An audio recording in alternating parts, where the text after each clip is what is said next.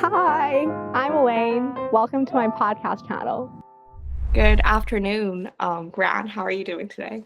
I'm doing well. How are you, Elaine? I'm great. So I've heard that you go to Harvard and then you do your PhD at Harvard. Could you tell us about your specialties and what you specialize in? Even though we know you do math, like which specific field of study do you do? And then what's a day in the life of a PhD student at Harvard? Yeah. So, so I'm a third year PhD student, and so like the story is a bit different for different years. Usually the PhD is five years long, so I am like right in the middle. Actually, I guess almost exactly in the middle at this point in the year. My advisor is Lauren Williams, who's a professor at Harvard, and my area of study. I mean, there's like several like levels of things I could say here. The thing that I write the most, or like write the most papers on, I guess I would say, is something called Coxeter groups. Mm-hmm. And Coxeter groups, these are basically like symmetries that have to do with reflections in space. So you can like imagine a triangle, an equilateral triangle, has a lot of symmetry. One of those symmetries is like reflection over like a vertical axis or something. Yep. And so basically when you have like a shape that has a lot of symmetries, Coxeter groups are relevant. And so I study like lots of different aspects of these symmetries. And that's the main thing I study. I also do some other things in my free time that I don't, usually write about just because it's not my main area. But that's my main interest. Oh, that's really interesting. What was your day in the life of a PhD student like? So, if you would like to share with us, like you wake up in the mornings and then you go to school and teach whatever class, and then you visit this advisor. What is your typical day like? Yeah, of course. So, I mean, this is actually like pretty close to what a day in the life, what you just said is. I'll wake up, I'll go to the office. So I have an office at school, which is really nice. A lot of schools, you don't get a personal office. You are like in a shared room or you like don't really have a area that's specific to yours. But I have an office, and so I go to the office, and if I'm teaching that semester, usually I'll do like lesson planning for an hour. And then probably classes like then. So then I'll go and teach class for an hour, probably meet with students for the next 30 minutes or so. Mm-hmm. And at that point, I, take off the teacher hat and go to the researcher hat. So usually in the afternoons, I am either reading papers or textbooks, working on the blackboard or on paper or in like text notes, trying to solve some sort of problem.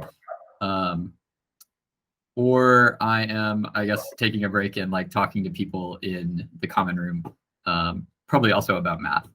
And in between those things, I do have meetings. So I meet with my advisor, I meet with collaborators, I meet with undergrad students who I'm mentoring.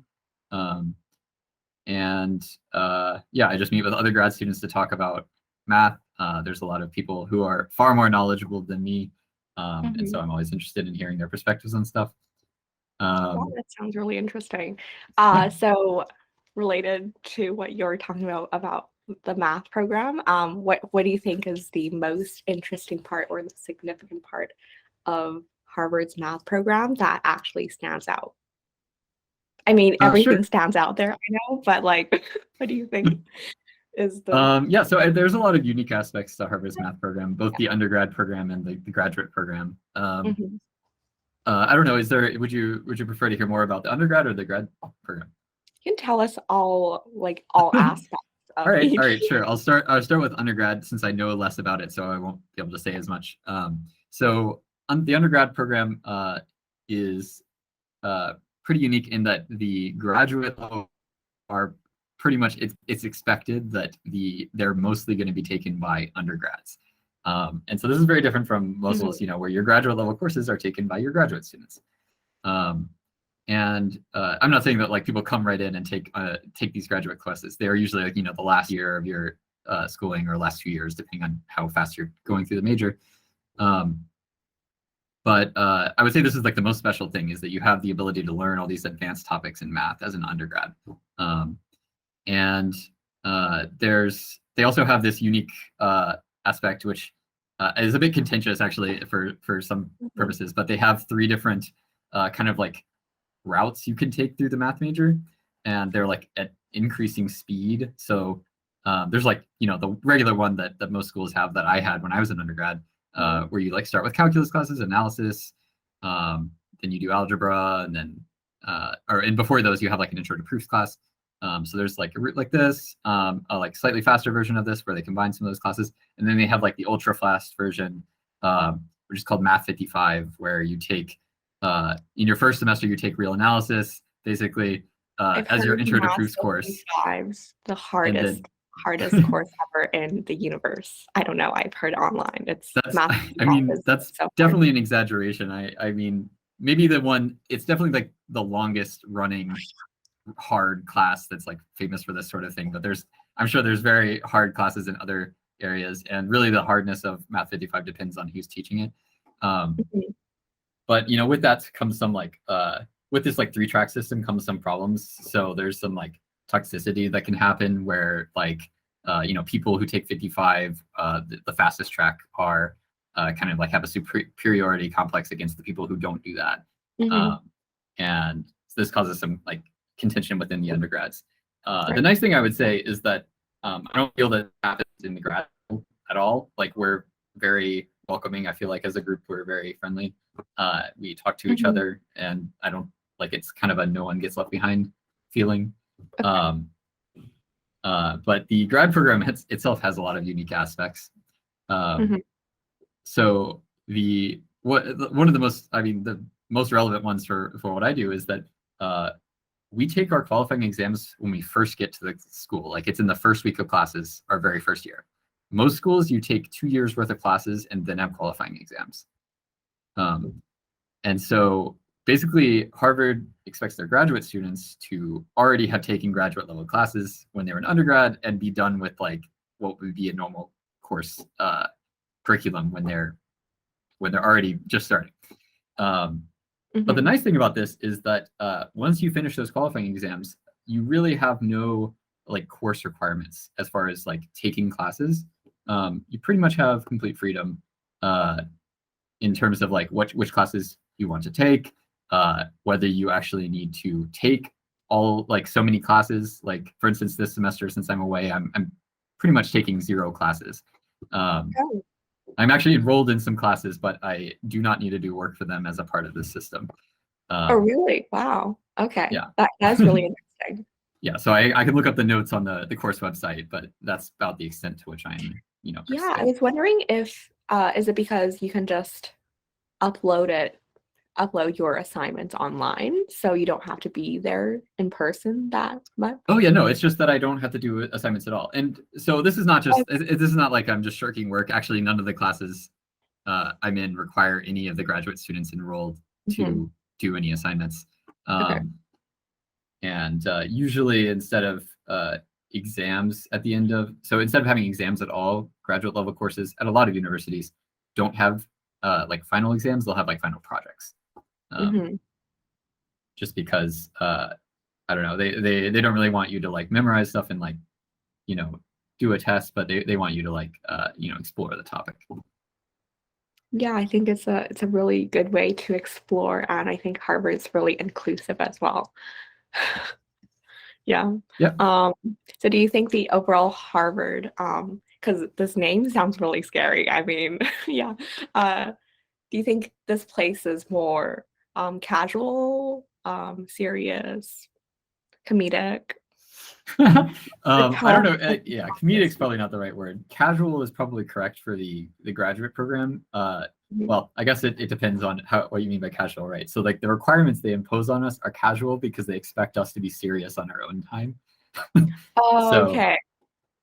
So yeah, I guess that's the answer to that question. Yeah, I would say all of us are very serious about math. All the grad students at Harvard. For undergrads, is it totally the opposite? Like, yeah, they're pretty. Well, actually, I guess, it depends. So this Math 55 thing is very serious in terms of requirements, but I think once you get past that, a lot of the classes are a bit more casual than undergrad classes, at least like in my university, which I'm assuming is basically the standard in the US. I went to North Carolina State University for undergrad, which is a state school and is an amazing school. Right. And it has an amazing program, but I would imagine that it's like among research institutions is probably pretty average in terms of what courses are available and such. It's really interesting. So how do you think North Carolina University, which is your previous university, how is it different from Harvard, do you think? From its math program or whatever? Yeah, I would. I mean, so all the things I've mentioned so far are different between North Carolina State University and Harvard. Yeah. So yeah, this in terms of so NC State is one of those schools where you take classes before the quals.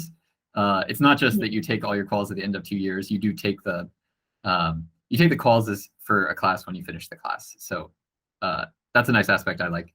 But yeah, it's still part of the standard system of taking classes when you get to graduate school.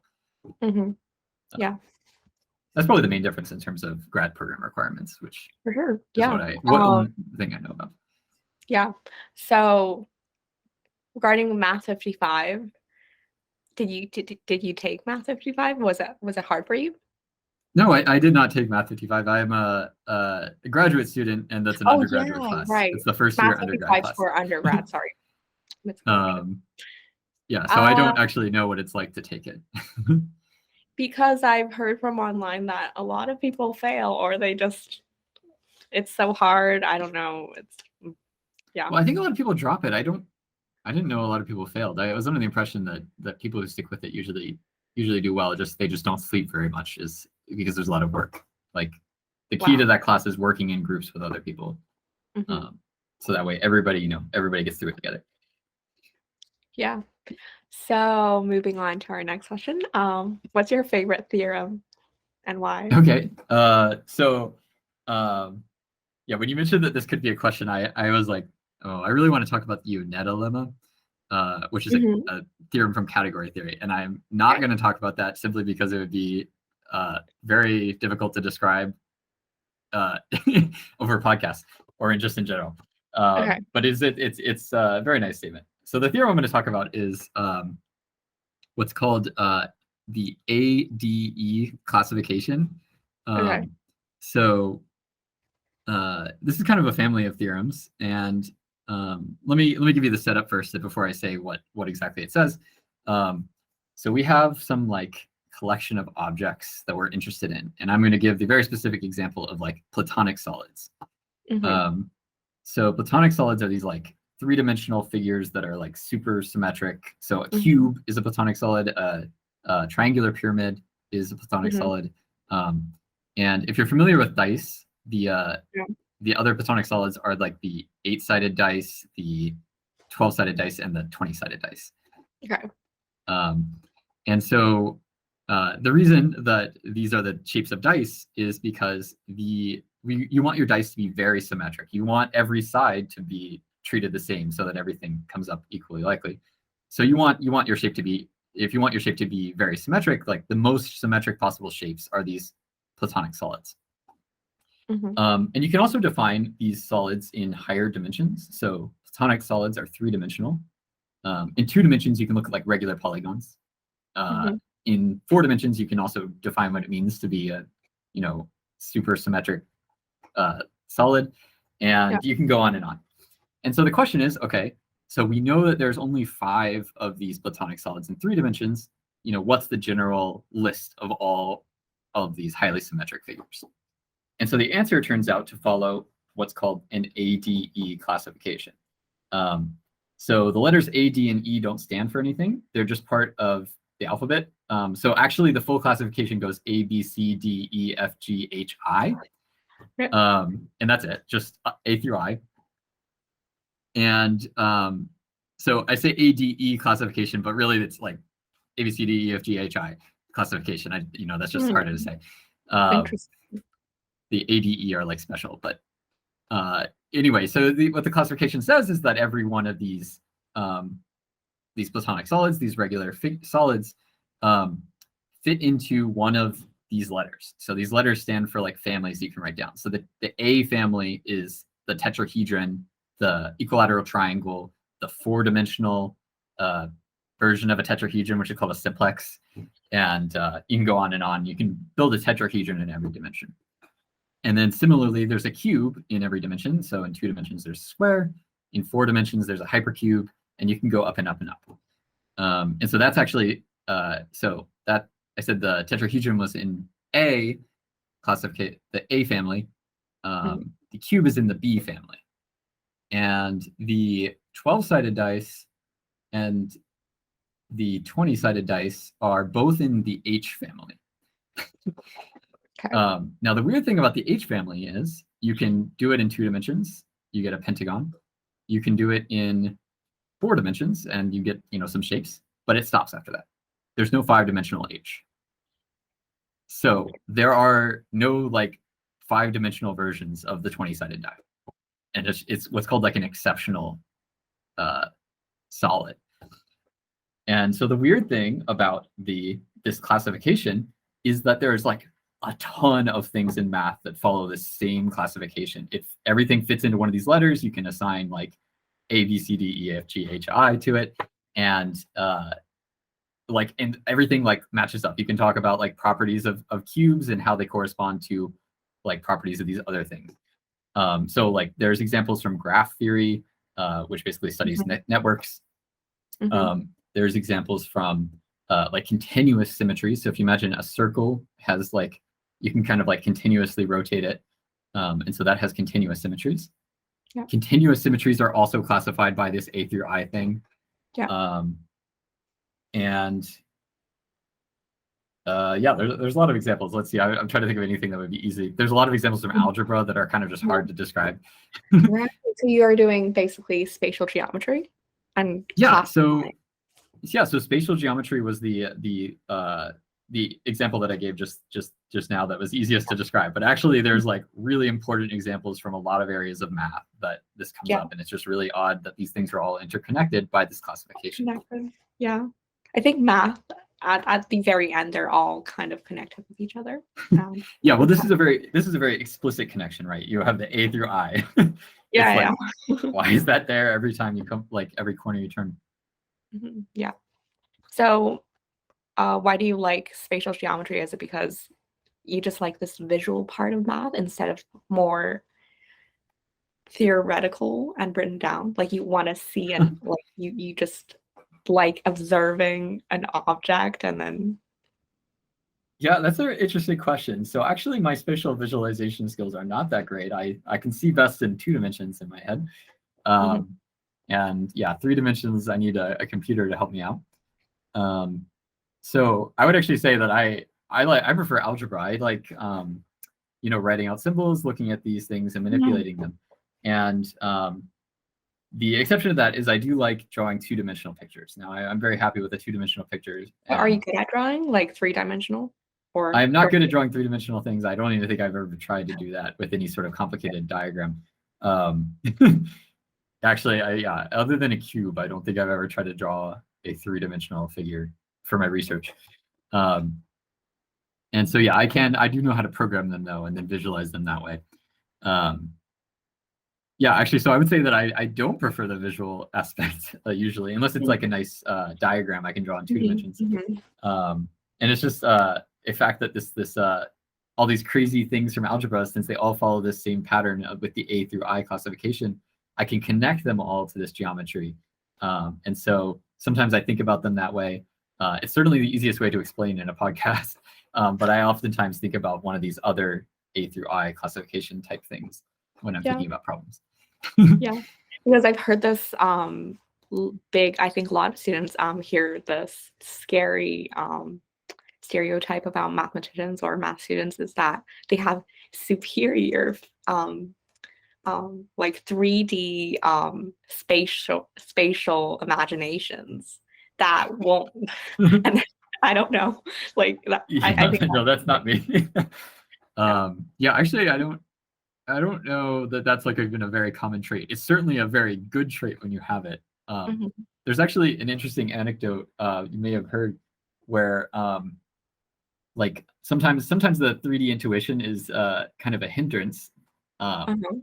because there's this famous example of like turning a sphere inside out. Oh. Maybe yeah. So it sounds like maybe you've heard this. So given a sphere, the goal is to like flip it inside out, and you're allowed to like cross over, like have the sphere cross through itself, but you're not allowed to have it like form a sharp crease at any point. So this is like very difficult. People thought it was impossible for many, many years. And then somebody figured out, oh, here's how you do it. And it's like some super crazy thing. You can look up the YouTube video of turning a sphere inside out. It's really cool. But the person who figured it out was blind. And so like they were able to determine how to do this sphere turning out thing by not having 3D intuition coming from like visualization at all, just coming from spatial awareness from like living their life without sight. So I thought that was very interesting. Yeah, that is sounds really interesting. I might have to search that up and then look into it a little bit. Yeah, so I can totally get why you like that ADE theorem. Yeah. So it's a really long theorem, definitely. It's just I thought a theorem that you're going to talk about was just a little theorem, but it's actually a big theorem. Right. It's actually like 30 different theorems all in different areas of math Yeah, I that thought just have it's the like same one, consequence, which is but it's everything is actually in A or B or D or whatever. yeah. So it's great to have like a collection of theorems that represent something. Yeah. Yeah, I We agree. have that a lot in math, right? Is it Mhm. do we have a lot of like a collection, what we call the ADE theorem? Like it's actually 100 theorems together, and that Oh is yeah, yeah. So these are called like meta patterns when they arise. So these are like very similar theorems in very different areas of math. And yes, they're always important and very cool when they happen. Yeah, it is really cool. So I visited your website, Mhm. and I noticed that you taught a math course in quantum mechanics for the mathematically minded. Yeah, that's right. So could you tell us about your course and then how it really works? How was it really hard to make to run that course? And then are you still continuing on with that? Yeah, those are good questions. So yeah, so the context for the course, as a grad student in the math program at Harvard, we're able to teach these things called tutorials, and they're called tutorials, but really they're just actual classes. And these are classes for the undergrads to take. And so that's what this was. I taught it over the summer last year. And it was a course on quantum mechanics. And the idea behind it was, so I did a math and physics degree when I was in undergrad.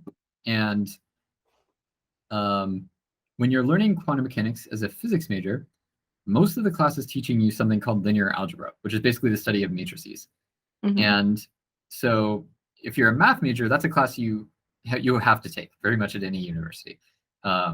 So the idea was, okay, if I aim the class to people who have already taken this linear algebra class, I can skip that part of quantum mechanics, which is like the hardest part, and just get directly to talking about what quantum mechanics is really about. So that's what I did in that class. And if you're interested in it, you can go to that course website on my webpage, and all the notes for the class are there. Yeah. Yeah, so as far as what it was like to teach the class, that was the first class I taught. Yeah, the first class I was officially in charge of. Like I've helped with classes in previous years, as like an assistant, not actually teaching anything. And so, and not only was it the first class I was taught, I also had to make the curriculum. So I learned a lot of things that year. One of them was that making a curriculum from scratch takes a very long time. That was my entire summer and also like 2 months leading up to it. I spent doing that. I also learned, different things about what you should actually prioritize when you're teaching a thing, what's to skip. through, like we only got through like half of what I planned to talk about in that summer course. So Oh, in the wow. future, I'll know You to. overplanned, you added too many things. So that was a little problem in your planning, but it was overall very good. But you just added more context, but Yeah, so I ended up talking a lot about functional analysis, which is like linear algebra over infinite, like with infinite matrices that are like have infinite size. Yeah, so I talked a lot about that, and then we didn't actually get to like Schrodinger's equation for like a particle on a line until like the very last class. I would have preferred to do like 3 weeks earlier, and so I actually could have talked about it, but I still think that the students learned a lot of various things. We did quantum computing for the first half of the class, and that we did finish. And so you asked whether I'm still doing that also? Yeah. Are you still planning on to teach it all over again, or you're? Oh yeah, I mean, I would be happy to teach that class again. Probably not while I'm here, since I have another class on my research that I'd like to teach maybe next year. So I probably won't get a chance to do a quantum mechanics class again. But when I eventually get a job, teaching, I would love to teach it again. I do actually have some like problems in quantum computing that I think about very infrequently. So it's like definitely not my research area, but I do find that kind of thing interesting. So I'm definitely still thinking about it. So are you planning on to become a professor, or? Oh, so yeah, I guess I suggested this just now. Yes, that's right. I would love to work at a university as a professor once I graduate. At Harvard? No. They don't. Well, for one thing, they don't hire people from grad school at Harvard. They only hire successful researchers, like people who have already been doing research for several years and have like done big things in the field. No, I'd actually love to go to work at a school in North Carolina. I mean, I'd love to work at NC State University. I mentioned I really love my time there. If I can, that would be great. Otherwise, I prefer to live in Raleigh, which is where I'm from. So I'd love to get a job at one of the schools in that area, and there's several, so I have lots of options. Yeah, so you definitely traveled like very far from LA to New York. It's a big change. From LA to New York? To New York, like, or Boston or whatever. Like it's. Oh, sorry. Yeah, no. Raleigh is a city in North Carolina, which is where I'm from. Yeah. And Harvard's in Boston. So. Because you mentioned LA. They're both on the East Coast. Because you mentioned Los Angeles, or maybe. Oh, probably I said Raleigh and it sounded like LA. Oh, I thought it was LA. Like, so sorry. Yeah, no worries. Sorry. Okay. So, next question. What was an example of a math project that you did that you were very proud of? Oh, well, I'm pretty proud of everything that I've worked on. Whenever I get down to actually writing stuff on, I think about a lot of things, but very few things actually make it down onto paper. So whenever I write stuff down on paper, I feel very proud of it. And so probably the easiest thing for me to talk about right now would be the first research project I did, which is it was studying domino tilings. And so I guess to set the stage, a domino tiling is when you take like a region of the plane, like a rectangle, and you fill it with dominoes. And so the thing I was interested in is like how many ways are there of filling it in with dominoes? And I don't care what like the dots on the dominoes. All I care is that they're like rectangles. And this has a lot of connections to graph theory. But the most interesting result that we found, and this was in collaboration with my research mentor, Ricky Liu, at the time, my undergrad research mentor, not my current PhD advisor. So what we found was that like the power of 2 that divides the number of domino tilings. So like the number of domino tilings is just a number, you can like factor it. And so if you look at all the 2's that appear in that factorization, it turns out that number is determined by these things called billiard paths, which is when you take like a a ball and you put it in the corner of your region and you shoot it at a 45-degree angle. And so like, this will trace out a path, and eventually it'll either hit a corner or it'll like go back to its starting point. And so it turns out the number of different billiard paths, like the more billiard paths there are, the bigger the power of 2 dividing the number is. Something that is just entirely unexpected and like very hard to explain visually. But we do prove it, but we use matrices to do it. And so it's like still open why exactly this happens from like a visual perspective. Yeah, it's really, really interesting. Yeah. So I've heard that a lot of high school students in the US or Canada, all of us have some certain difficulties with math and solving problems. Like a lot of people hate math. Do you agree? I agree that a lot of people hate math. Yes. Yeah, and most frequent thing that people tell you when you tell them you're studying math is like, "Oh, I hate math," which is like, "Oh, great! That's what I do 90% of the time. Glad to hear you hate it." Yeah. Like a lot of your peers at school before, or your friends, they just say, "Oh yeah, for sure." All of my friends that were not formed specifically in a math program hate math. So. But like all but like 1 or 2. Yeah. So do you have any tips for anyone who's struggling with math regarding problem solving tactics, or how do you really improve, and then how do you make yourself like math and be passionate, or are there ways to do that? Oh yeah, well I don't know how you make yourself be passionate about something. If you had that ability, the solution to all the problems is just become passionate about math and then solve all your problems automatically. Yeah, but I do have some tips. So a lot of times I have to do things that I do not particularly enjoy in math, and so when I get stuck on those, it's very annoying. Yeah, I would suggest. So probably the reason that it is so easy to become dissociated with math when you're learning it in school is because you're sitting in class and the teacher's like telling you how to do something, and then later they tell you have to do this, and then you have to go and do it, and then it rarely is it the case that while you were sitting there in class you gain the understanding of how to do this thing.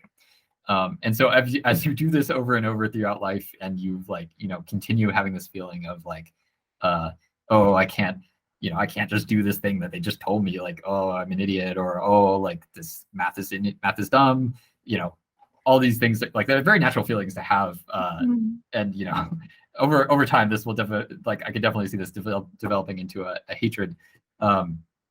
But the solution is to kind of well, okay, I'm not gonna say the solution.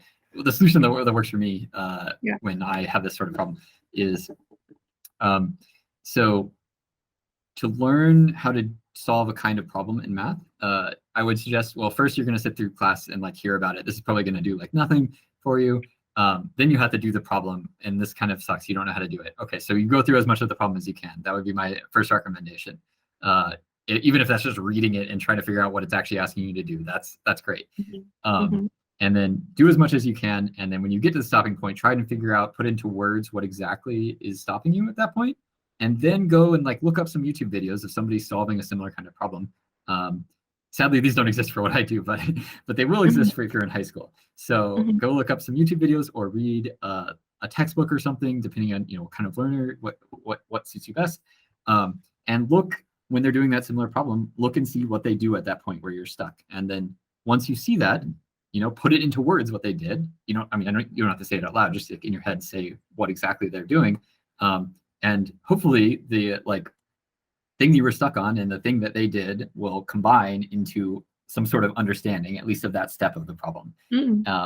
And the important thing is that once you get that understanding, remember it. So either write it down or just make sure you internalize that thing that you just understood. And hopefully this will help you move on with that sort of thing. Yes. Right. For that's what happens for high school students or undergrads. Do you think for your PhD program, is it easy or harder to search things up online? Like, do people give it away online like that easily? Yeah, nobody's giving. So yeah, when you're a mathematician or a student who's trying to solve problems that have not been solved before, there aren't people giving it away online, or else it's been solved before.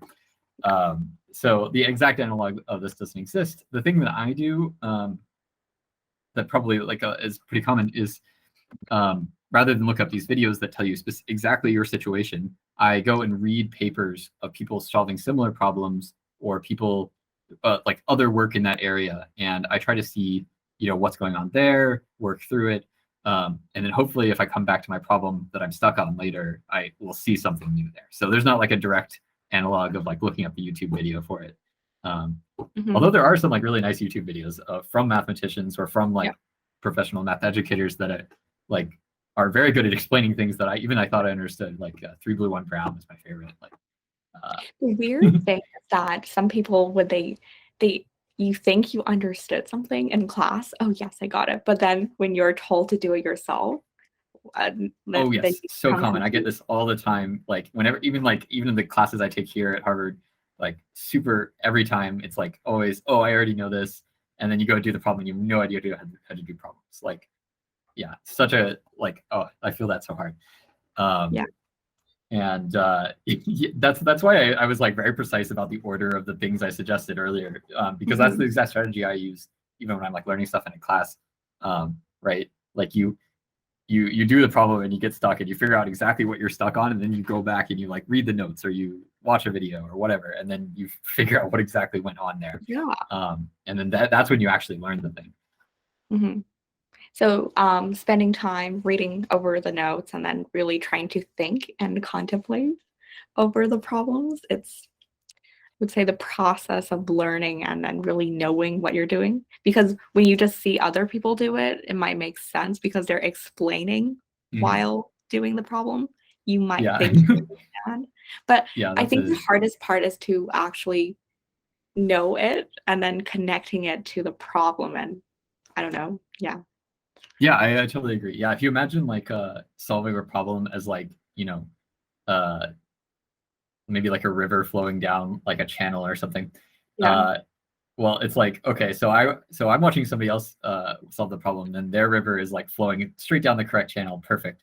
I try to solve the problem, I'm like pushing forward my river, and there's all these branch points, and I'm like, oh no, like where am I supposed to be going now? And then like maybe I hit a dead end, I'm like, oh no. Yeah, no, it's very much important that once you get to that point, that then you go back and look at what the person who was explaining it did. Because when they're explaining stuff in class, they're skipping all of the 300 years of mathematicians that have hit these roadblocks and been struggling on these problems, and then invented something or did something specific, and then all you see is what they did at the end. You don't see all the struggles they had. Yeah, that's really true. So I would say struggle yourself and then just keep this continual persistence. Well, that's a really, really good suggestion, I think. I don't know, but I personally really think that the ultimate success to math is to be internally, intrinsically motivated and passionate. Do you agree? Yep. I mean, yeah, as far as like, I mean, that's true for any subject, I think. I mean, personally, I would not be able to do like literature analysis like for a living, because I don't find myself internally motivated by analyzing literature. I mean, I love to read books, but I don't like to, then try to like figure out motifs and things afterwards. The deeper meaning of the text or whatever. Right. But like, for people who are motivated by that, they can do that all day. And just like I can do math all day, but that's not normal. But I don't think that's required for success by any means. I mean, like I feel like I was pretty successful in my English classes growing up, but I wasn't like super motivated about that. Like if you're motivated, I guess it just matters that you're motivated to like do work, whether that's for something that you're interested in or not. I mean, it's easier if it's something you're interested in. But if you put the work in, you could certainly like succeed in any area. So regarding what you said, you put the work in and you can succeed.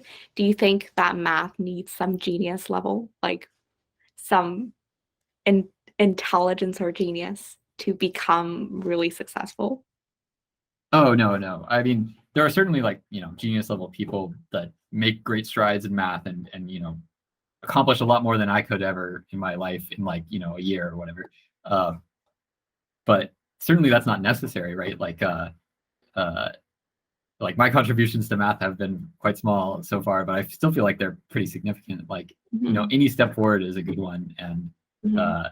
I don't know, any person who's willing to, again, like put in work can make a step forward. Like it may not be the solution to some big famous conjecture like the Riemann hypothesis or something, but a step is a step. And once you've like written that paper and put it up on the internet, it's there for the world to see. And, that step has always been taken now and you were the one who took it. So I would say that, it's anybody can do that. For sure. But it just takes time and a lot of time and a lot of learning and a lot of thinking and a lot of failure. hmm So another key step is actually concentration as well, because as you mentioned, you spend 90% of your time on math. Is it tedious because there's so many other variables and factors in life, and then you spend 90% of your time on math? Do you feel? Okay, yeah. So I mean, I should explain that. Yeah, that's not even like that's not standard for mathematicians. I would say like it just happens that okay. So I have like my quote unquote job as a student. yeah. Doing research. Okay, so I have my job as a student, like being a teacher also, but uh, the part that's doing research, I'm working on this like very specific area. Preparing to write my thesis hmm and trying to solve these specific problems.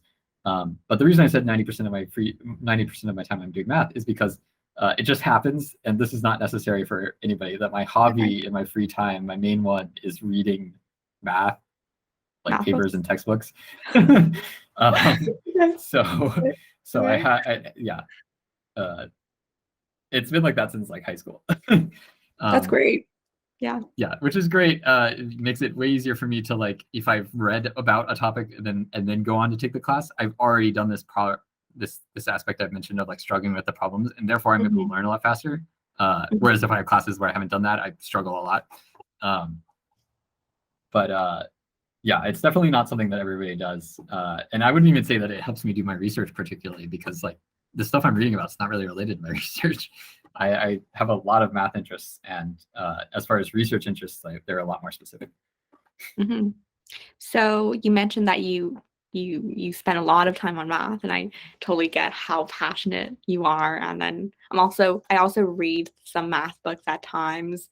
So there are people um, or high school students or grads or people who are so mathematically devoted, and there's actually a problem with focusing so much on one thing, and then they just don't have that happiness, or there's so many other variables in life and they just don't feel that happy anymore. So do you have any extracurriculars or your hobbies that supplements your love for math? Like, do you do other things? Do I do other things? Good Yeah. question. I mean, yeah, I mean, I already feel like the reading the math is separate from what I do as a Oh, researcher, so I really? already count that as another thing. Okay. Oh, you're gonna out me as like a social pariah or something. No, I do like hanging out with people and talking to people. About math? I do like I go for runs. Um, there's like kind of like a meme among the math community that everybody's hobby is hiking. I Oh, also like really? going on hikes. I suppose this is because like hiking is when you like purposely go outside just to walk, and mathematicians spend so much time inside that this is actually a good thing to do. um, and Yeah, I actually prefer going on runs just because it's easier. I mean, like if I'm just walking around, then the immediate vicinity of where I currently am is not always that interesting. But running around it makes it a little bit more interesting just because it's more effort. But I do like to walk, like go on hikes in scenic areas. Um, and Yeah, I mean, I love reading books. I mentioned regular books too, not just math books. And I, What's a really regular enjoy book that you fantasy and sci-fi. Yeah. Um, Mhm. and I like watching TV shows. Yeah. I don't know. I feel like standard hobbies everybody has. And I've also gotten really interested in like Rubik's cubes over the summer. I know that's like kind of stereotypical, but I guess I did get this. I got into this from a friend of mine who's also a math PhD student. So I guess that explains why it's stereotypical. It's kind of like a contagion passing through the math departments. So I have been, trying to improve my time on the Rubik's cube over the past couple months. So, I just know that this is like a very stereotypical math thing. I don't know how popular it is in our math department, particularly. I just know a couple of people who do it.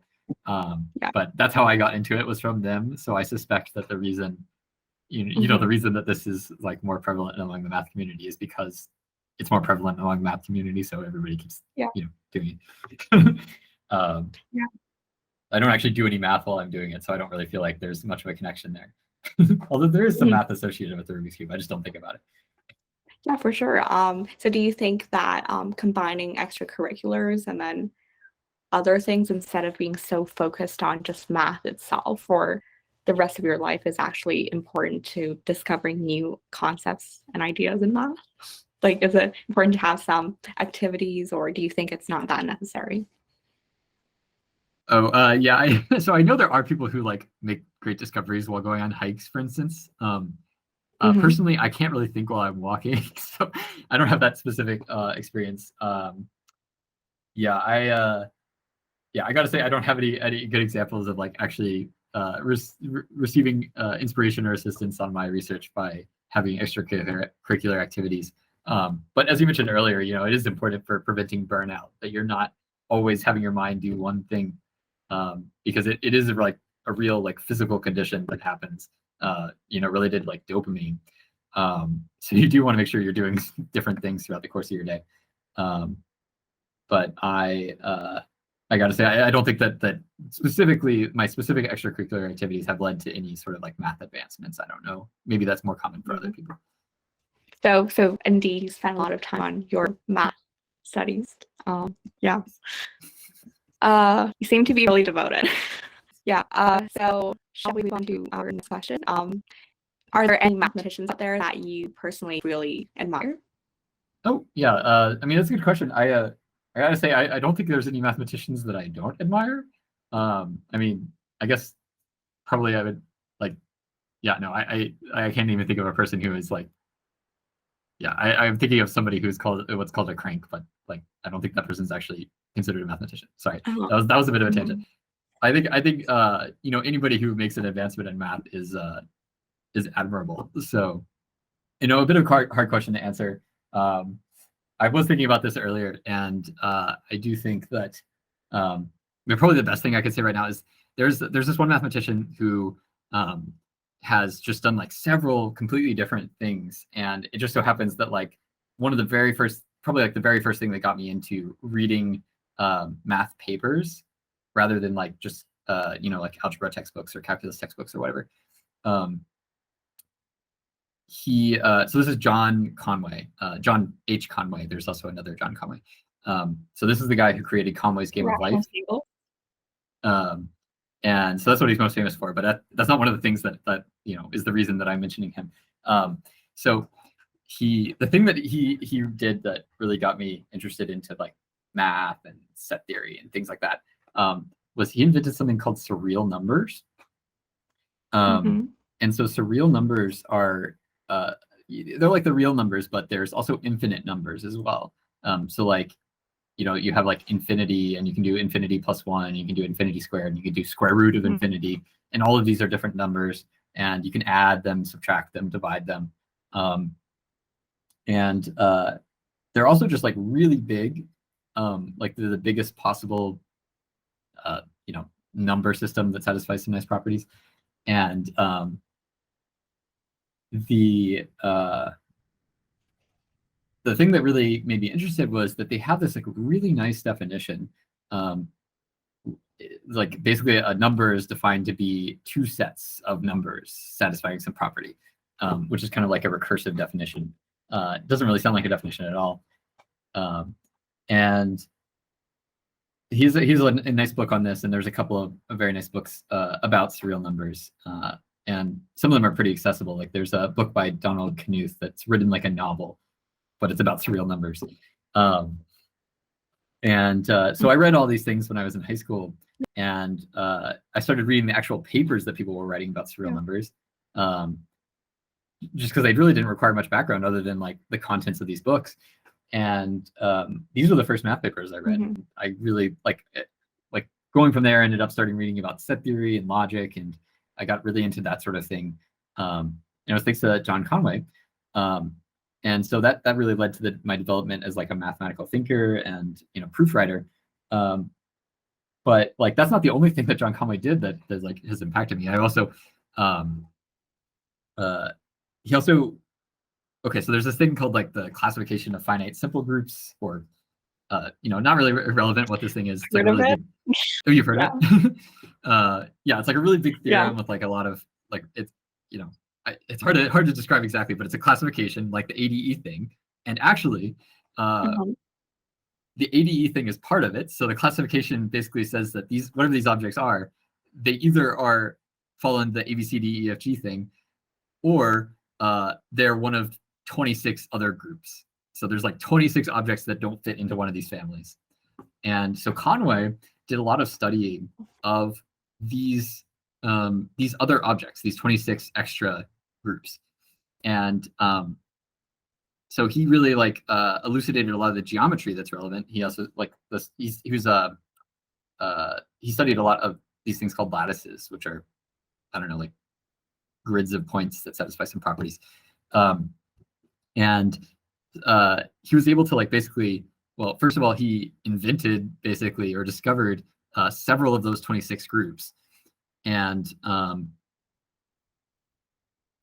studied them. He has an excellent book called like Sphere Packing Lattices and Groups or something like that, along with some other people who wrote other parts of it.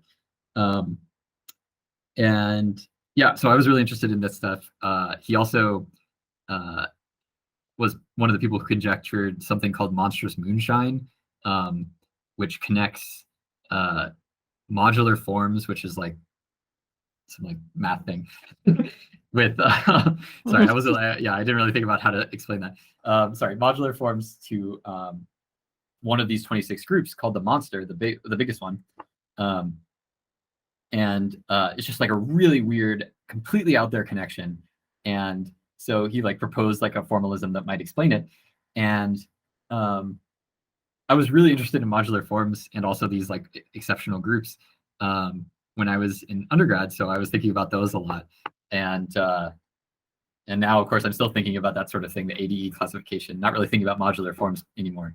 But yeah, anyway, he's just like had so many different like ideas based on things, created so many things that I'm interested in. Actually, most recently, the most recent thing that he has done that I am currently thinking about is he also created with Coxeter, the inventor of Coxeter groups, something called a freeze pattern, which is basically like an array of numbers that satisfies some equations. And the weird thing is that these equations make the whole thing look like symmetric, like a periodic, and just kind of an unexpected property. Just wrote a paper on it, and the cool thing is that these things have connections to the kinds of stuff I'm studying now. So both the Coxeter groups and these things called cluster algebras, which are what my advisor studies and what I'm working on. I'm not actually working on it yet. So John Conway has impacted me like several times throughout my life. Sadly, he died 2 years ago, I think from COVID. Oh, so do you know him in Oh person? no, I never got a chance to meet him. Sadly, I just mean it's sad because he was still doing math, so it's always sad when somebody dies. Yeah, it's actually so disheartening. Like, it's really sad when one of your favorite mathematicians died, and then no one understands how you feel because other people are not interested in math. Like, right. Yeah. But so Conway's one of your most admired mathematicians. Well, I don't even know how to rank it. He has impacted me one of the most among mathematicians I have not personally met. How about in your range of field of mathematicians that you personally know? Who's one of your most admired people? Oh, I guess maybe David Spire. Mm-hmm. He so he I'm working on a research project with him now, and I worked on research with him in undergrad. I mean, this is a continuation of that, and yeah, he's the one who got me interested in Coxeter groups, right? So the story was I was applying to an REU, which is in the US like a thing where it's funded by our National Science Foundation, and you can go to a school and like do research. And this is like for a summer, and it's for undergrads. And so I was applying to, there's like a bunch of these throughout the US. So I was applying to these things. I was applying pretty much just to number theory ones. So I was interested in modular forms, which are a number theory thing. And I was, applying to all these programs. So I applied to the University of Michigan's RU because they have a person there studying modular forms. And I was accepted to University of Michigan's RU.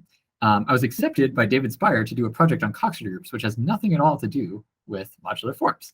Wow. And I was like, okay, I guess that's all right. And so I looked into it, and I was like, okay, I accept. Well, I guess I'll do this. And I learned what a Coxeter group was that summer, and then we started doing research, some of the same research problems that I'm still working on. And I really just fell in love with it, and it's all thanks to him. So I really appreciate him. And he also, we've written papers together, so he was, very helpful to me as a research mentor. So I really appreciated what he did for me. Yeah, so in your mathematical career and studying for, I don't know, probably for your whole life since we start math in grade 1, were there any ups and downs that you, like, there's always success and then there's always like how you just can't solve the problem, and what were the downhill moments of your math studies? Okay, good question. Let's see. So I got to say, it's it's pretty much a bummer when you think you solved a problem and it turns out that you haven't. And this happens to me all the time. So I'm like notoriously bad at coming up with counterexamples to things. So I'll I'll make a conjecture, come up with what I think is true. And, I'll show this to my collaborator, and they'll be like, okay, here's like an obvious example where this just completely fails. And I'm like, oh, yeah, that's a good point. But probably I've already worked really hard at trying to prove my conjecture at this point. So it's like a lot of wasted effort. And so that's annoying when it happens. It's especially annoying if you think you have a proof and then you go back the next day and it doesn't actually make sense. That sort of thing is kind of annoying. Yeah, I don't know. It's sometimes when that sort of thing happens, I like take a break and go do something else for like months. Oh wow. And yeah, it's like if you think you made serious progress and then it turns out that you haven't, it's kind of a bummer. Luckily, I have several projects at this point, so I can just switch between them if something like that happens, or if I hit a roadblock. So do you have any tips since you mentioned that you're not good at coming up with counterexamples, do you have any tips for maybe just how do you solve this problem yourself? Well, usually if I have been having a hard time proving something to the point where I am like not even sure it's actually true, I'll like program it in the computer and have it check, to see if this is actually reasonable. And so, sometimes I never found a counterexample, and so I keep trying to prove it, and then eventually I do. Sometimes I find one right away. Yeah. Sometimes I don't find counterexamples, but they actually are counterexamples. They're just too big for the computer to find. Those are annoying. Yeah. That's the worst possible outcome. So do you show your proofs or theorems or conjectures to your friends, and then they might tell you different people have different thoughts, and then they just tell you about their personal counterexamples, and then would that give you some inspiration? Oh, I mean, that's it. Well, so the issue is that when I'm working on a problem, it's always like a very specific problem that, usually if anybody else in the world has internalized this specific problem, it's probably the person I'm working on the paper with. So sure, yes, I certainly do send things I find and things I'm thinking about to my collaborators. It would take like a lot of what? Well, yeah. So Not if to your I go to my friend, Yeah. maybe my friend who even knows about the area that I'm studying, which is, not all of them, my math friends specifically, even among the math friends, we're talking about people who know about Coxeter groups. Mhm. This is maybe like 5 people. Okay.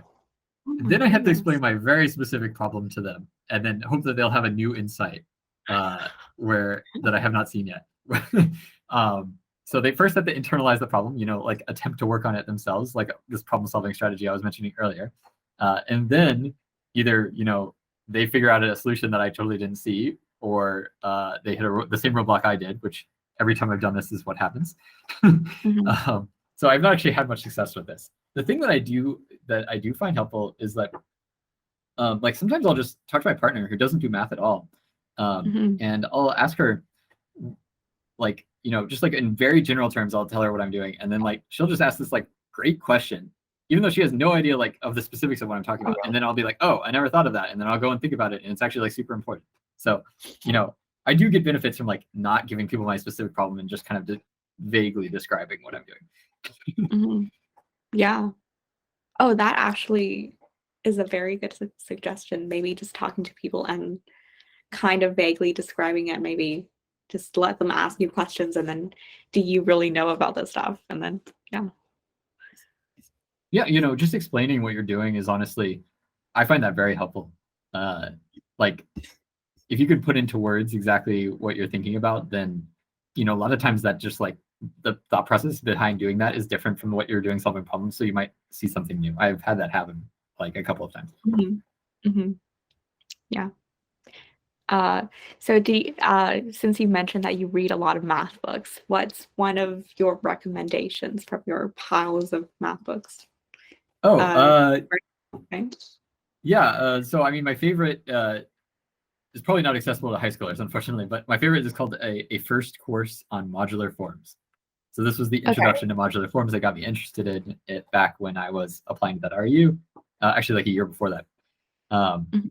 and the thing that was really nice about that book, which I think the only background is like a set theory course, like an intro to proofs course. So once you get to that point in like a math career, then you can read it. But Mhm. um, the thing that was really nice about that was that it gave an introduction to like the well, first of all, it had like a big motivating problem, which is to understand modular forms, and it like did all this random math, like manifolds and complex analysis and all these sorts of like different areas of math, and it like did it all from scratch, right? So I didn't need to have taken those classes to do this, and it started using the theorems from those classes to solve its main problem. So like by like reading this book, I was able to like get interested in all these classes and kind of have motivating problems from them already before, like 2 years before I took them in most of the cases. Um, Mhm. I just found, yeah, that book, well, I really enjoyed. Yeah, that's great. Do you take a lot of notes? Like annotate? No, I don't ever take notes, I would say. Some people, when they're reading a math book, will like take notes on everything, do all the exercises, work out the theorems themselves. This is definitely the best way to actually learn everything that's in there. Yeah, Again, I yeah. just do this as a hobby. Oh, okay. So you just read over stuff and then turn over the pages and then read Yep, through I some of just your notes. read it like a novel. Oh, that's great. So do you think if you read it like a novel, do you like consume, do you remember everything that well? Or you just read it? Yeah, so I remember it in the way that you would remember the plot of a novel, which is like, you remember the narrative. You don't necessarily remember all the details, but you remember the story, like the conflict and the resolution, and the characters. So Oh, I don't know. I think it's stored in the same part of my brain as like, the plot lines of yeah. books. Oh, that's awesome hearing how you connect math books, which is for a lot of people very tedious, and then you connect it to a novel, then it's great. Yeah. Another question. uh, since math, we have a lot of like, do you do computer science? Oh yeah, I do. I had a minor in at NC State in computer science. Yeah. So you think that one day we might still need mathematicians around? Do you think they're still needed? Oh yeah. So I mean, certainly mathematicians are needed. So yeah, I guess I should say that the sort of mathematician I am are not needed by society. We contribute to society more in the way that like an artist would, and that we are expanding kind of like humanities culture, or like math is nice because it's like actually a progression, like a knowledge, even though it's not applicable necessarily to anything like engineering wise. But mathematicians are certainly needed in like applied sciences, like for sure. I would say like mathematical techniques in like data analysis and things like that, and modeling. Still, always getting developed. This is not my area, so I can't really like say like specifically what people are doing. So definitely those sorts of mathematicians are needed by society. I would say that our sorts of mathematicians are still needed in the sense that we're pushing these boundaries of knowledge and interpreting in in a human way. So your question was probably with the implication of like, has AI reached the point that it will replace all these roles that mathematicians take? And certainly the answer is no. I mean, I don't. So there's definitely So I could talk about the different ways that AI contributes to math. Interestingly, so there's actually one of my research projects is related to a recent machine learning application where like a machine learning thing actually did make a conjecture in math based on like some data like that's related to this important conjecture. And so this was an instance of basically machine learning contributing to math, but only after like a mathematician worked super hard to try to interpret what exactly this machine learning thing was doing.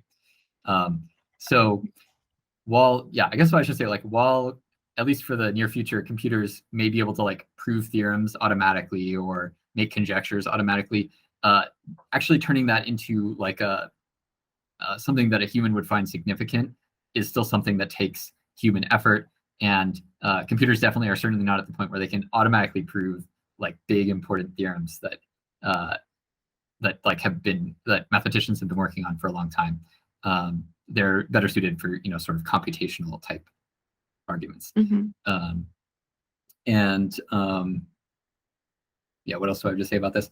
I don't particularly foresee these like big types of theorems being provable by an AI until like you have an AI that essentially could be considered a person. Just in terms of like the level of creativity required to make the leap from like a lot of times theorems are only proven by taking a very roundabout route through a lot of like other mathematics that's kind of based upon human intuition. And while a computer might be able to make a direct route, it's not exactly clear whether this would always work. Yeah, well, that's a really good observation. I mean, different people have different thoughts. So some people who are really computer sciencey, they would just, I don't know if this is a true fact, but they think that math isn't really that necessary. But yeah, I don't know. Yeah, I think I also said that, right? So like the sort of math I'm doing is not like affecting human society in any way other than like it's increasing the amount that we as a society know. Just like theoretical physics, right? Like particle accelerators, probably at this point they're not going to discover anything that would have material implications, but it's still good to know what exactly like particles exist in the universe and how they interact at high energies. So it's the same idea. Like it's good to know what theorems are true. So I was just talking about how it's a really interesting thing to talk about computer science and math. I think both fields are pretty similar right now. Do you think they're converging together to a certain extent? So theoretical computer science has always been like a mathematical field. Like I mean, they're basically like some theoretical computer scientists are just basically mathematicians. So yeah, I don't know. I don't. Yeah, probably not converging in the way that you're saying. So like, I don't think that what mathematicians are doing are going to have any implications on modern computer science.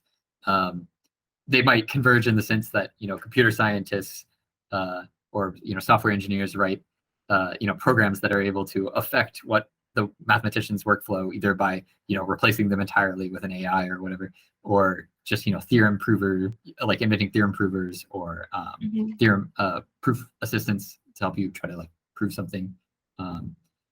like, so there's definitely like this sort of flow, but I don't really see that as a convergence. Yeah, really interesting. But thank you so much for answering my long list of questions.